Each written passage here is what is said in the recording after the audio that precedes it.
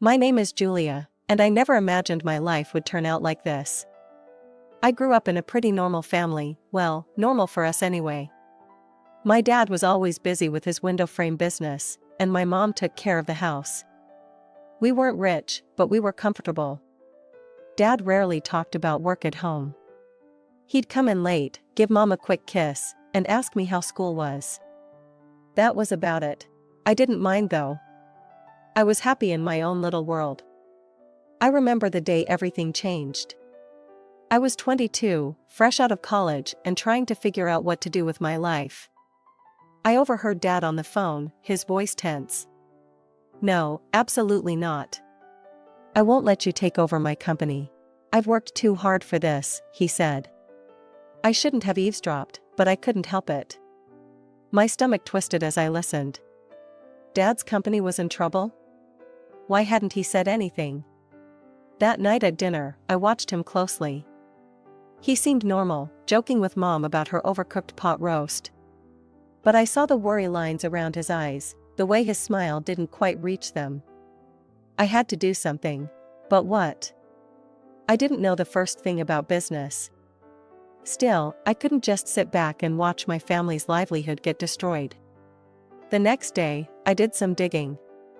It wasn't hard to find out who was trying to take over Dad's company. Big shot businessman named Robert Caldwell. His office wasn't far from our house. The receptionist looked at me like I was crazy when I asked to see Mr. Caldwell. "Do you have an appointment?" she asked, eyebrow raised. "No, but it's important. Please, just 5 minutes," I begged. She must have taken pity on me, because after a phone call, she waved me towards the elevator. "Top floor," she said. The ride up felt like it took forever. When the doors opened, I was face to face with Robert Caldwell himself. He was older than I expected, silver-haired and sharp-eyed. Well, he said, looking me up and down. "What do we have here?" I swallowed hard. "Mr. Caldwell, I'm Julia Thompson. I'm here about my father's company, Thompson Windows." His eyebrows shot up. "Thompson's daughter? This is unexpected. Come in, let's talk." I followed him into his office, trying not to gape at the view. He settled behind his massive desk and gestured for me to sit. "So, Miss Thompson, what can I do for you?" I took a deep breath. "Please don't take over my father's company. It means everything to him. There must be another way." Caldwell leaned back, studying me. "Interesting. I have a proposition for you, Miss Thompson. I'll leave your father's company alone, if you agree to marry my son." I stared at him, sure I'd misheard. "Excuse me?" "You heard me. Marry my son, make him grow up a little. Do that, and your father's company is safe." I left Caldwell's office in a daze. Marry his son? Was he insane? But the more I thought about it, the more I realized I didn't have much choice. It was either this, or watch my father's life's work crumble. The next day, I found myself back in that intimidating office. Caldwell was waiting, a smug smile on his face. "So, Miss Thompson, have you made your decision?" I took a deep breath. "Yes. I'll do it. I'll marry your son." Caldwell clapped his hands together. "Excellent. Let's introduce you two, shall we?" Before I knew it, I was being ushered into another room. And there he was, Caldwell's son. I'd expected some stuffy businessman type, but the man who stood up to greet me was anything but. He was tall, with messy dark hair and a crooked smile. "Hey," he said, extending his hand. "I'm Jack. You must be Julia?" I shook his hand, trying not to show my surprise. "Yeah, that's me." Jack's father cleared his throat. "I'll leave you two to get acquainted." As soon as the door closed behind him, Jack's casual demeanor vanished. He ran a hand through his hair, looking uncomfortable. "Look, I'm sorry about this. My dad, he's got some pretty old-fashioned ideas." I shrugged, trying to seem nonchalant. "It's fine. We're both adults, right? We can handle this."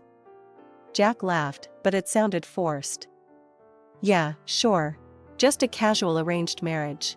No big deal.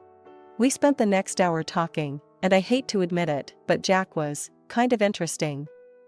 He was smart and funny, even if he did seem a bit irresponsible. I could see why his father wanted him to grow up. Over the next few weeks, Jack and I started dating, if you could call it that. We went out to dinners, movies, the usual stuff. But there was always this undercurrent of awkwardness. We both knew this wasn't real, no matter how much we pretended. And so, 6 months after that fateful meeting in Caldwell's office, I found myself walking down the aisle. My dad looked so proud, so happy. He had no idea of the deal I'd made to save his company. As I said my vows, I looked into Jack's eyes. There was no love there, not really. But there was friendship, and maybe that could be enough. The reception was a blur of congratulations and champagne. Jack's mother, Elizabeth, cornered me at one point, her smile tight. "Welcome to the family, dear," she said, her voice dripping with insincerity. "I do hope you'll make Jack happy." I plastered on my best fake smile. "I'll certainly try, Mrs. Caldwell." As we left for our honeymoon, I caught a glimpse of my father-in-law. He was beaming, clearly pleased with himself. I felt a flash of anger. This was all just a game to him. The first few years of our marriage were interesting, to say the least. Jack and I settled into a routine of sorts. We lived in a nice house, courtesy of his father's wealth, but it felt more like we were roommates than husband and wife. I tried my best to be a good influence on Jack. Slowly but surely, I saw changes in him. He started spending less time with his party-loving friends and more time at the office with his father. I could see the pride in his father's eyes when Jack started showing real interest in the business. It made me feel like maybe this whole arrangement wasn't for nothing. Jack's mother, on the other hand, was a different story. She never outright said anything, but I could feel her disapproval radiating off her in waves.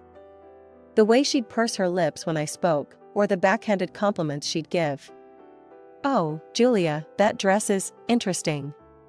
So brave of you to wear something like that." I'd grit my teeth and smile. "Thank you, Mrs. Caldwell." Despite the challenges, I held on to hope. Maybe, just maybe, Jack and I could grow to love each other. Maybe when we had kids, things would change. But life had other plans. It was a crisp fall day when we got the news. Jack and I sat in the doctor's office, the silence heavy between us. "I'm sorry," the doctor said, his voice gentle. "But the tests show that you, Mr. Caldwell, are unable to father children." The words hit me like a physical blow. No children. The one thing I'd been counting on to bring us closer, to make this marriage real, was now impossible. That night, as I lay awake, I thought about my own parents. Dad's business had flourished since my marriage to Jack. He'd even managed to double his turnover. I was happy for him, truly. But I couldn't help feeling a bit lost. I wanted to work, to have a purpose beyond being Jack's wife. But when I brought it up to him, his response was swift and firm. "Work? Why would you need to work? We have more than enough money." "It's not about the money, Jack. I want to do something meaningful." He shook his head. "In our circle, wives don't work. They do charity. Why don't you start a foundation or something?" And so, the Julia Caldwell Foundation for Children with Cancer was born. It wasn't what I'd imagined for myself, but it gave me purpose. I threw myself into the work, organizing fundraisers, visiting hospitals, doing whatever I could to help. Jack didn't seem to care much about my new passion. In fact, he didn't seem to care much about anything I did these days. We were living parallel lives, inhabiting the same space, but rarely intersecting. Years passed. 10, to be exact. And then, everything changed again. Jack's father died suddenly of a heart attack. Just like that, Jack was thrust into the role of CEO. I tried to be supportive, but I could see him struggling under the weight of his new responsibilities. 2 years after that, we got more bad news. Jack's mother had cancer. We should move her to a care facility, Jack said, his voice detached. They can take better care of her there. But his mother refused.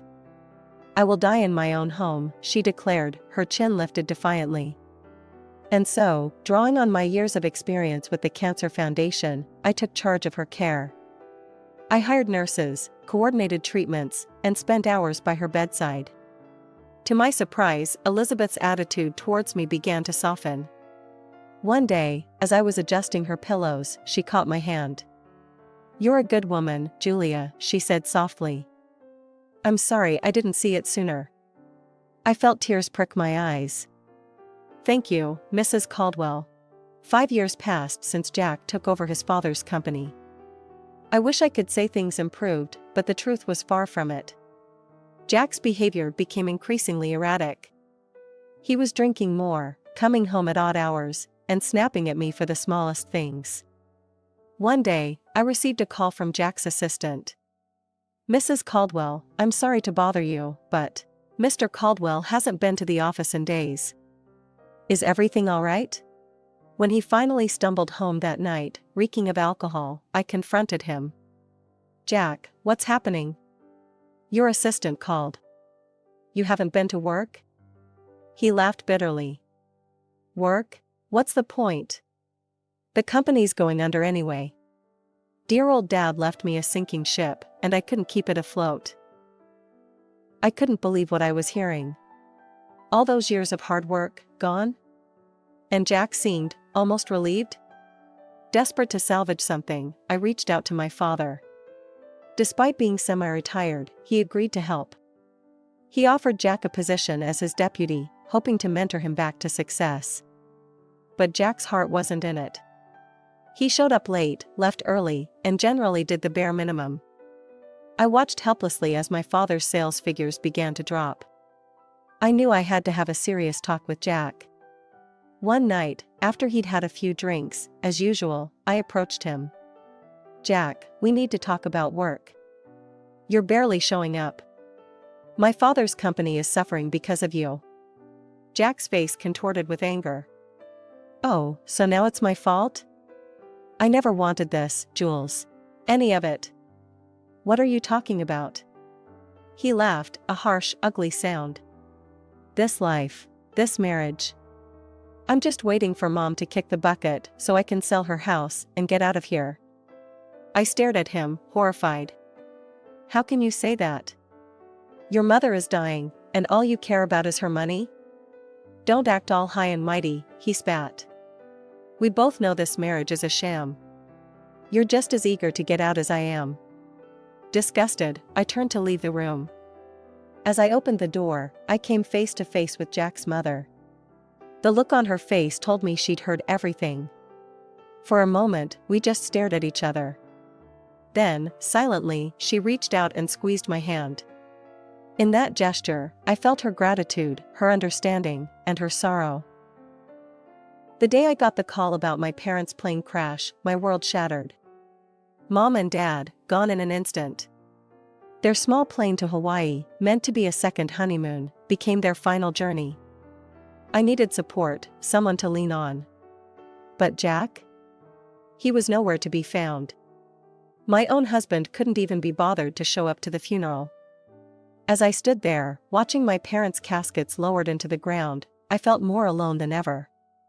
After the funeral, anger began to replace my sorrow. How dare he? How could he abandon me when I needed him most? With this newfound fury fueling me, I marched into Dad's company, our company now, I supposed. The sight that greeted me when I entered Dad's old office made my blood boil. There was Jack, lounging in Dad's chair like he owned the place, barking orders like some conquering hero. "Jack," I said, my voice tight with barely contained rage. "We need to talk." He looked up, his face a mask of annoyance. "What is it now, Jules? Can't you see I'm busy?" "Busy?" I spat. "You couldn't even be busy enough to come to my parents' funeral." Jack rolled his eyes. "Oh, here we go with the moralizing again. You know what, Jules? Always nagging, always pushing. Well, I'm done with it. And I'm done with you. I stared at him, shocked. Then I saw something change in his eyes. A cold, calculating look replaced the anger. You know, Jules, he said, his voice suddenly calm. This company? It's worth about $17 million. And guess what? As deputy director, it's all mine now. My heart dropped. What are you talking about? He leaned back in the chair, Dad's chair, with a smug smile. I'm the deputy director. I have all the passwords, access to all the accounts. I'm in charge now, and there's nothing you can do about it. You can't do this, I said, my voice shaking. You've already run your father's company into the ground. I won't let you do the same to my father's legacy. Jack laughed, a cold, harsh sound. Oh, I'm not going to run it. I'm going to sell it, piece by piece. And then I'm going to live like a king. Before I could stop him, he turned to the computer. I watched in horror as he transferred a large sum from the company account to his personal one. There, he said, turning back to me. That should keep me comfortable for a while. Then, as if this whole thing was just a minor inconvenience, he reached into his desk drawer and pulled out a stack of papers. He tossed them at me casually. Oh, and here, divorce papers. I think it's time we ended this farce, don't you? I caught the papers reflexively, my mind reeling. This couldn't be happening. It was too much, too fast. My parents dead, my marriage over, my father's company being stolen right in front of me. I left the office in a daze, divorce papers clutched in my hand. But as I walked, something inside me shifted. I'd spent years bending to Jack's will, to his father's manipulations. No more. It was time to fight back. With renewed determination, I headed straight to my father's lawyer's office. Mr. Henderson had been Dad's friend and confidant for years. If anyone could help me, it would be him. Julia, Mr. Henderson said, rising to greet me as I entered his office. I'm so sorry about your parents. How are you holding up? I collapsed into the chair across from him, the events of the day spilling out in a rush. Mr. Henderson listened patiently, his expression growing grimmer by the minute. When I finished, he leaned back in his chair, a small smile playing on his lips. Julia, I think it's time I shared something with you. Your father's will. He made some changes just before the accident. As he read the will, I felt a weight lifting off my shoulders. The company, it was mine. All mine. Dad had left it to me, not Jack. But there was more. Mr. Henderson looked up from the papers, his eyes twinkling. There's something else you should know. Your father dismissed Jack 2 weeks before his death. Fired him outright. I couldn't help it, I laughed. A real, genuine laugh for the first time in what felt like forever. So all those orders Jack was giving. Completely meaningless, Mr. Henderson confirmed. Then he pulled out an envelope. There's one more thing. A letter from your father. With shaking hands, I opened it. Dad's familiar handwriting blurred as tears filled my eyes. My dearest Julia, it began. If you're reading this, it means I'm gone. I'm sorry for leaving you like this, but I hope I've left you with the tools to build the life you deserve. The company is yours now. And Jules? It's time to let go of Jack. You've given enough of yourself to that marriage. It's time to live for you. I love you, sweetheart. Make me proud. I looked up at Mr. Henderson, wiping my eyes. Do you have a pen? Without a word, he handed me one. I signed the divorce papers Jack had given me, feeling lighter with each stroke of the pen. Can you file these? I asked, handing them back. I want this done as quickly as possible. Mr. Henderson nodded. Consider it done. As I left his office, I felt free. For the first time in years, maybe for the first time ever, I was in control of my own life. No more Jack, no more Caldwell's pulling my strings. On impulse, I pulled out my phone and called Sarah, my best friend from the charity foundation. Sarah? It's Julia. Want to meet for coffee? I've got some news. An hour later, we were seated in our favorite cafe, lattes in hand. So, Sarah said, eyeing me curiously. What's this big news? I took a deep breath, then let it all out. Jack, the company, the divorce. Sarah listened, her eyes widening. When I finished, she reached across the table and squeezed my hand. Girl, you're free. And now you're the boss. I couldn't help but smile at her enthusiasm. I don't know, Sarah. Can I really run a company? She fixed me with a stern look. Are you kidding me? Julia, you've been running that charity foundation like a pro for years. You're smart, you're organized, and you actually care about people. You're going to be an amazing CEO. After my talk with Sarah, I felt invigorated. It was time to face the music and get my things from Jack's house. I never really thought of it as my home, and now I knew why. I found my mother-in-law, Elizabeth, in the living room. Her face was drawn, tired from her ongoing battle with cancer. Elizabeth, I said gently, I'm here to get my things.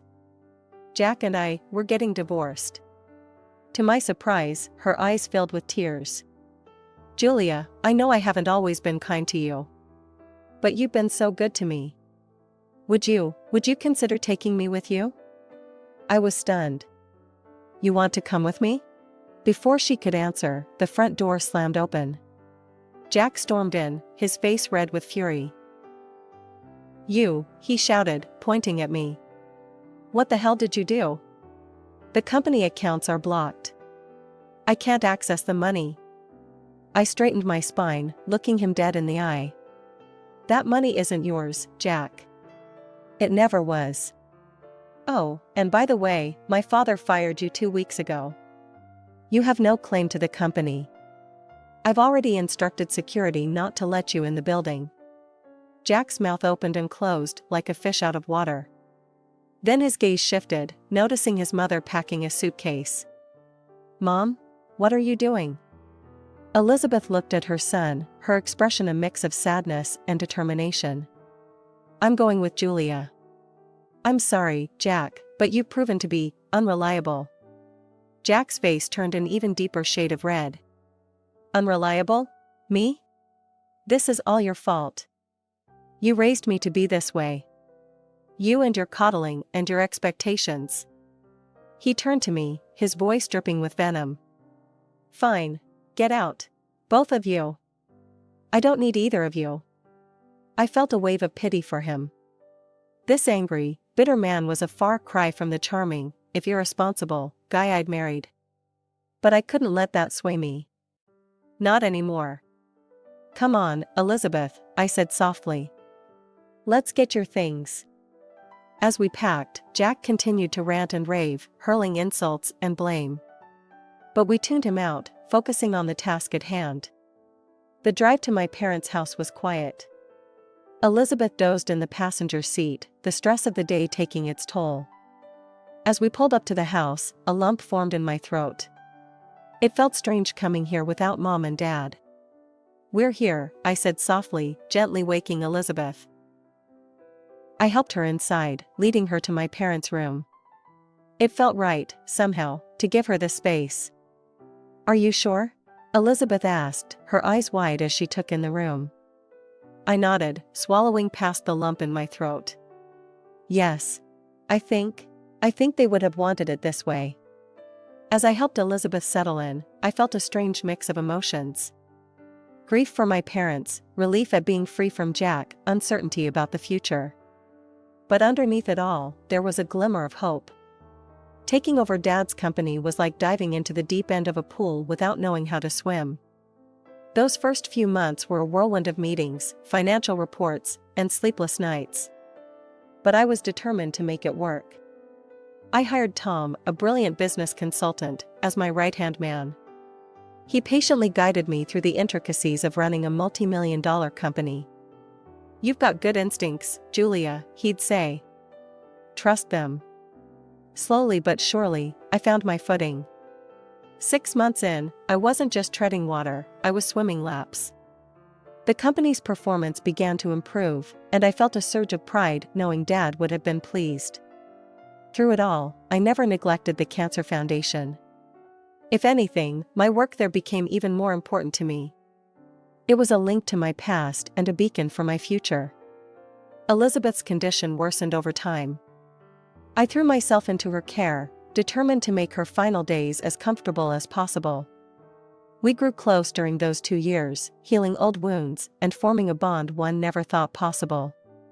The day she passed, I held her hand and whispered, "Thank you for everything, Elizabeth." She squeezed my hand weakly, a small smile on her face, before slipping away peacefully. I organized the funeral myself, making sure everything was perfect. Jack didn't show up. I wasn't surprised, but it still stung to see how far he'd fallen. A few weeks after the funeral, I received a call from Mr. Henderson. "Julia, there's something you need to see. Can you come to my office?" When I arrived, I was shocked to see Jack there, a young blonde hanging off his arm. He smirked at me. "Well, if it isn't the little CEO. Don't worry, I'm just here to collect my inheritance. Mom and I might have had our differences, but blood is thicker than water, right?" I bit my tongue, waiting for Mr. Henderson to speak. The lawyer cleared his throat and began reading Elizabeth's will. As he spoke, I watched Jack's smug expression morph into disbelief, then fury. "And so, I leave my house and all my savings to Julia Thompson, with the stipulation that the money be donated to the Cancer Foundation she so passionately supports." Tears sprang to my eyes. Elizabeth's final act of kindness overwhelmed me. Jack exploded. "This is bullshit. She manipulated Mom. She's a fraud, a gold digger. She ruined my life, and now she's stealing my inheritance." His girlfriend, looking bewildered, stepped away from him. "You said we'd be set for life with this money. I'm out of here." She stormed out, leaving Jack sputtering. As I left the office, I heard Jack's continued ranting fade behind me. I felt light, free. Elizabeth's gift wasn't just about the money, it was validation. She had seen me, truly seen me, and found me worthy.